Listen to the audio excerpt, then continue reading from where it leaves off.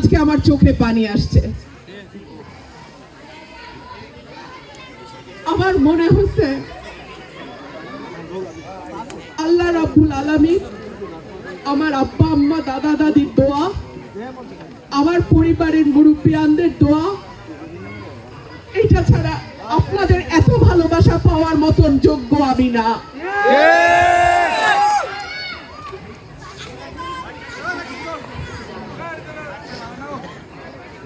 আমার সরাইল আশুগঞ্জের মানুষ আমার প্রতি যে ভালোবাসা, যে আস্থা, যে বিশ্বাস আপনারা রেখেছেন, আমি আল্লাহর কাছে শুধু একটা দোয়া করি, আল্লাহ এই বিশ্বাসের মর্যাদা দেওয়ার ক্ষমতা তুমি আমাকে দিও।